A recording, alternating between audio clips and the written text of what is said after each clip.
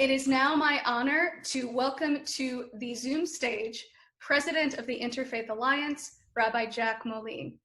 Jack, if you could unmute, perfect.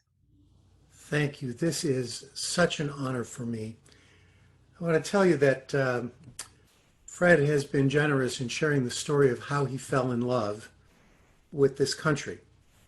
It happened in August of 1974 when he was a congressional page and sat in front of the Capitol on the night that Richard Nixon resigned the presidency, waiting for the tanks to roll in because that's what he knew about when a government fell.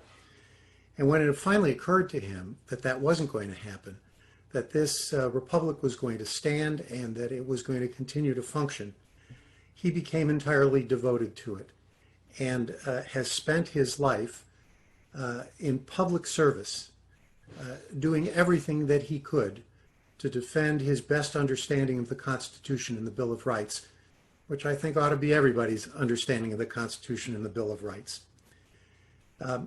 He believes, as he's told me, that everything he does is part of his service to his country, especially his devotion to educating people who are serving in the military and the other services. This book emerges from that love.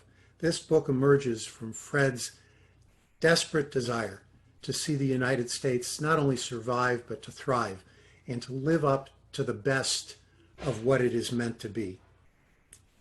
I serve in the position that I'm in right now as president of Interfaith Alliance, thanks to Fred, because at a time when the organization was in transition, being held together by the devotion of a very few people, it was Fred who had the confidence that I could step in to a position so well filled by the aforementioned Reverend C. Welton Gaddy and bring us back to a place of dominance and predominance in the conversation about the First Amendment. It was that important to him.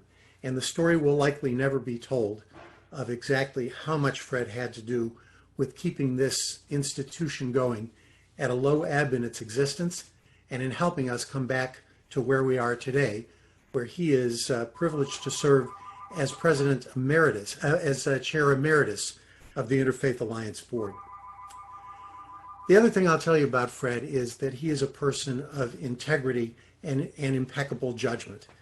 You know that when you watch everything that he does, but it makes it very difficult when Fred gives you a compliment to be humble, because he is such a keen observer of the human experience that when he says you're doing something right, he really leaves you no choice but to believe it.